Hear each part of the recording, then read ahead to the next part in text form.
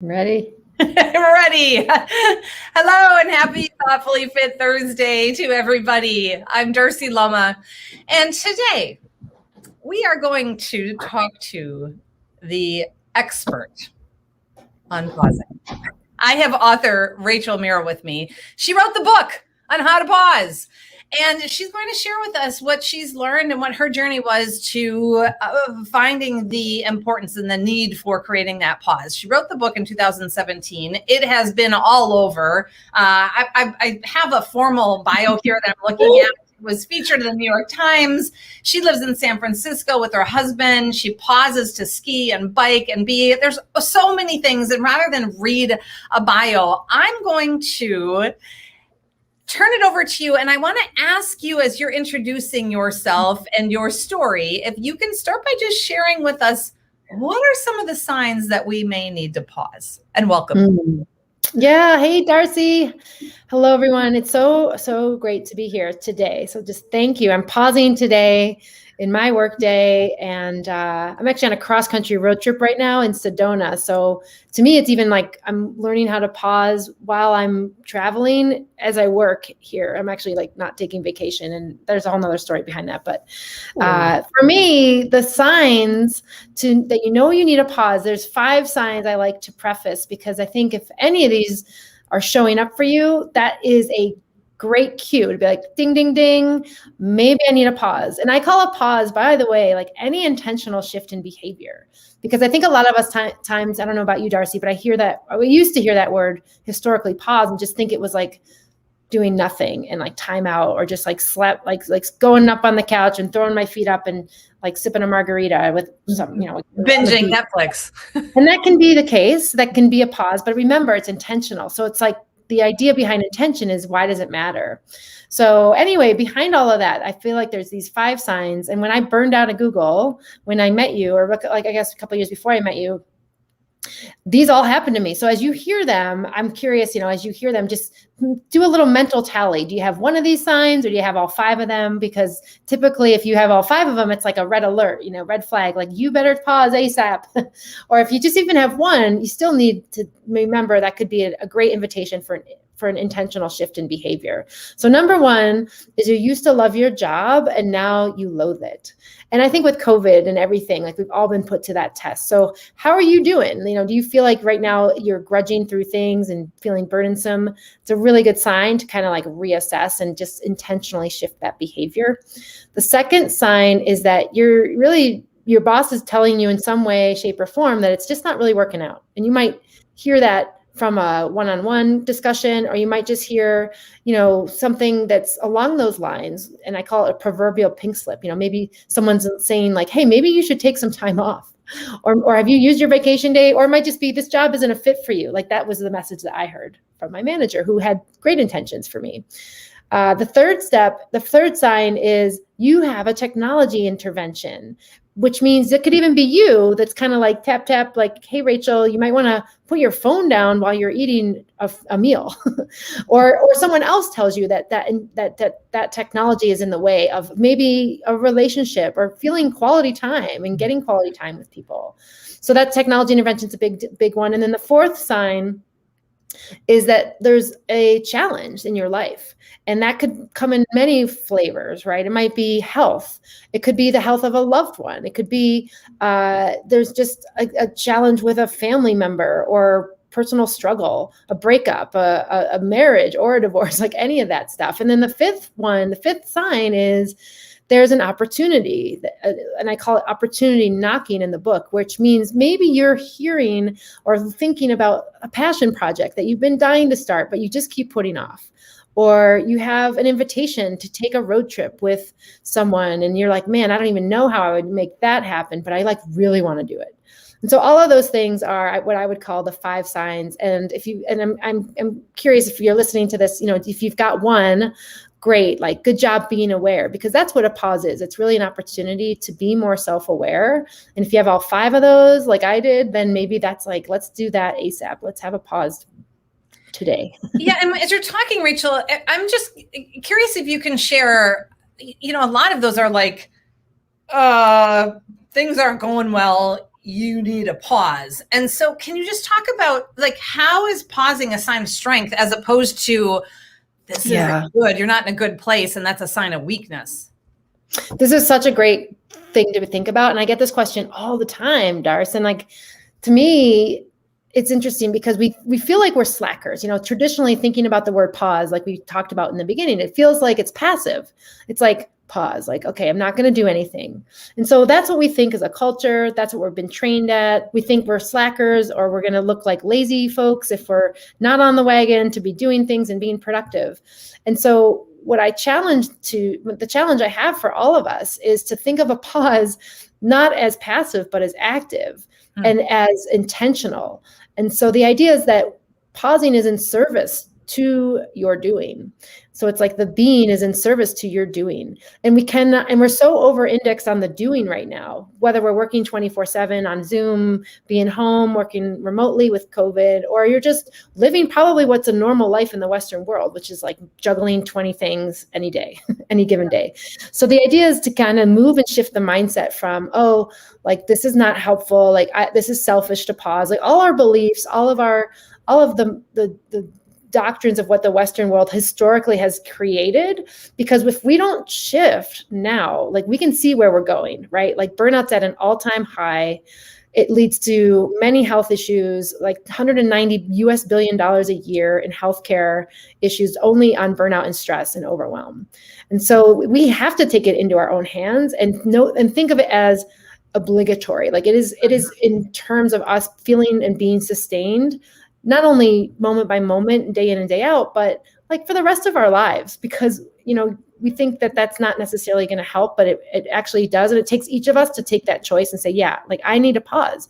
And it doesn't need a lot of time. You don't need a lot of money, and you don't need a certain activity. It's about what works for you. Yes. And before you highlighted the fact that it's intentional.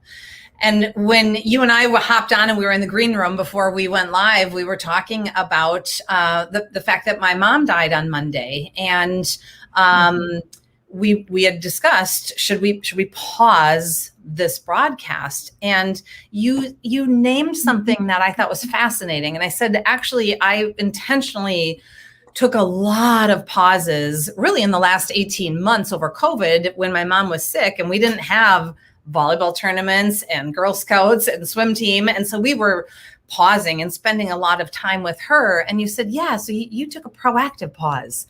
Like I didn't wait until she died and now I need to pause. I paused to be with her beforehand. And it sort of strikes this question as how does courageously pausing allow us to thrive as opposed to be seen as lazy? Yeah.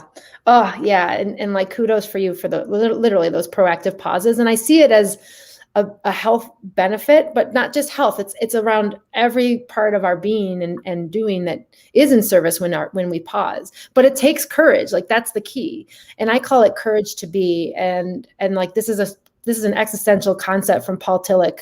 I'm going to get existentialist on you there, Darce. But he wrote a book called Courage to Be in 1954. I think I talk about it in my TEDx talk. And it's really about being you, like how do we show up as ourselves? And we usually know when we need to pause. There's like an innate intuition, like, hey, like maybe I need to just chill for an hour or 30 minutes, or maybe I shouldn't go on this trip because I feel so overbooked right now. Like we kind of get that sense. And even if you don't, you kind of have like maybe a flash or a moment of a thought, right? But the courage is in recognizing that and then putting a stake in the ground to say like, hey, actually I'm going to pause right now. Because like we were talking about, it's not accepted typically. And this is changing. I really, truly think it is. And that's my mission, is to feel like, pause is a movement. It's all about each of us saying yes to what works for us each and as individuals. But if we don't have the courage to tune in, first of all, like be aware, maybe how am I feeling today? Do I feel sad? Like I'm really grieving mom today. Like I think I just got to take a time out, and I'm going to cancel my appointments, just as an example. But that takes courage, because that means you're not meeting expectations of what other people have already set out for you. And you're not just on autopilot, like just blindly going through the day. Like this is on my calendar, what I'm going to do. And that's how we burn out is is being on autopilot while we feel drained, because that's not helping and serving any of us, right? So when we want to thrive, and I define thriving, actually Dan Siegel defines thriving as the being and the doing, integrating this. Dan Siegel is a great therapist and does a lot of work in neuroscience, and I'm a big fan of him. Props to Dan. But like being and doing is thriving. So thriving doesn't mean just like knocking it out of the park in your goals, like driving results. It means being like, how am I feeling, or how am I taking in what my day is like, and being present for my daughter while I am crushing it in this other area, for example, or even not just crushing it, like just showing up, if that's all I got for the day. It almost sounds, as you're talking, Rachael, like there's this external definition of thriving. I've got a successful business, or I'm making money, or I've got a promotion, whatever it is. But I'm hearing you talk like there's an internal definition of thriving, where you like have this inner harmony and peace with the being and your choices. Yeah. Isn't that cool?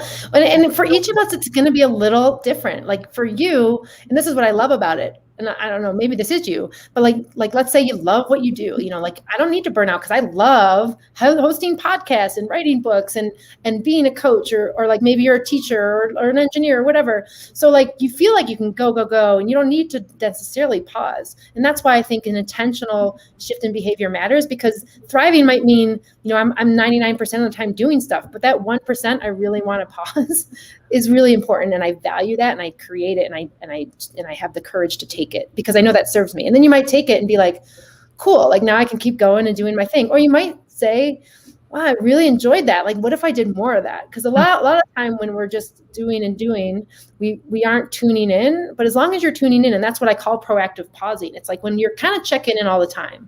How am I doing right now? All right, I'm doing pretty well, and it's really sunny out. So I'm gonna like take a walk to the mailbox and get mail, because I could use 3 minutes outside with my feet on the grass. Like that sounds awesome, or on the driveway or whatever. So I think it's just about the individual. Like what do each of us need in the moment? And it's moment by moment.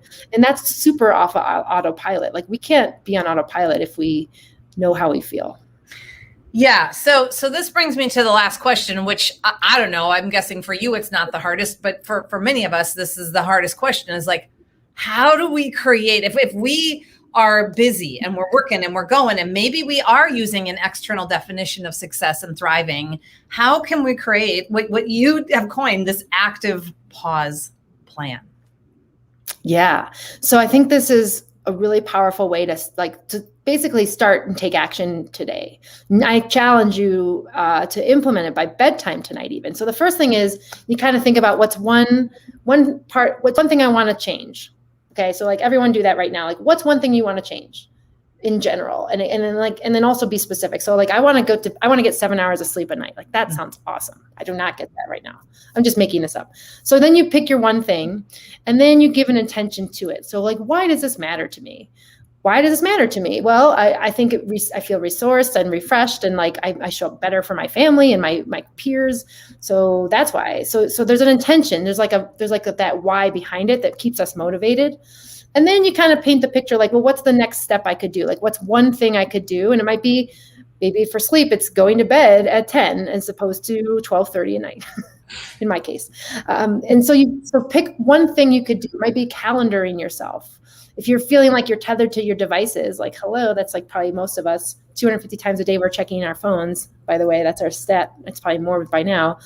Scheduling 3 p.m. to 4 p.m., no technology, or sleeping with your phone outside in the hallway versus in your room. Have you been living with me? Do you know all these things? I needed to hear this.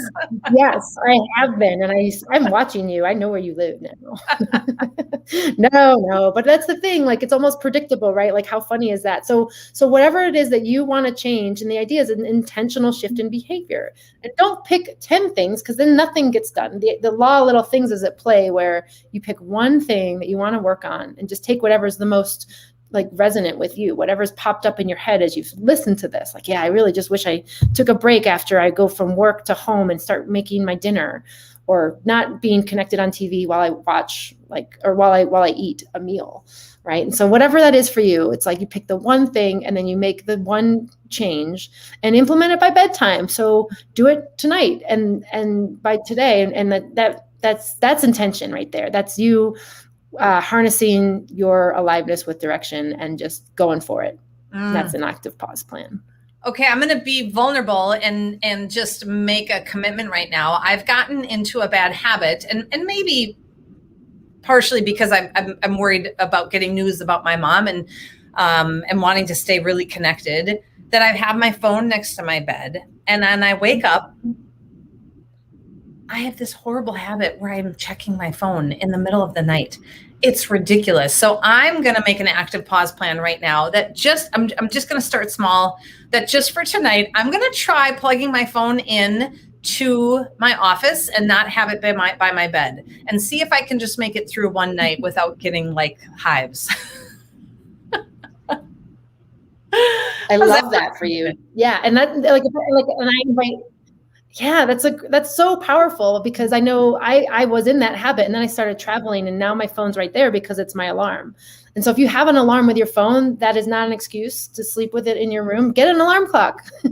Go old school and just get something, because then you get out of that habit. But it's a slippery slope, and I noticed I have been doing that on and off. Even me, like here I am, pause lady, and I'm checking my phone at night. So it's like we're creatures of habit, and if we don't make intentional change, then nothing changes, really. That's why we feel stuck sometimes, or we're not able to do things. So kudos. I love your pause plan. And it's just for the night. Give yourself permission to try it one day.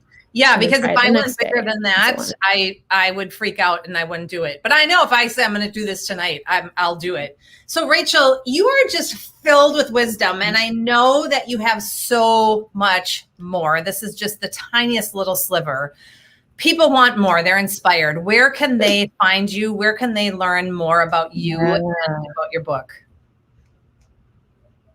Yeah. So I have my website, which is RachaelO'Meara.com. You can just Google me, Rachael Pause, probably will show up. RachaelO'Meara.com. And you can look at the book Pause, Harnessing the Life-Changing Power of Giving Yourself a Break. It's on Amazon. It's a great read. It kind of touches on a lot of these concepts. And I have a free gift on my website, which is the 3 keys to turn overwhelm into thriving. So there's more details there. We talk about things after the 5 signs. Like what do you do when you're feeling burnout? Like how do you even start thinking about that? And what does it mean to feel into what's going on? And so I just invite anyone to check me out if you like. I'm on RachaelO'Meara.com, and the pause book is a great start to kind of learn more. That's perfect. And we'll put all of those links and also to all of your social media handles in the show notes as well, so that people can just click and easily find you. Thank you so much for hitting the pause button on your travels to join me today and to share some of your wisdom. I'm so grateful. Thank you, Darcy, for having me. It's an honor to be here. Yes, thank you so much. Thanks. Happy Thoughtfully Fit Thursday, everybody. We'll see you next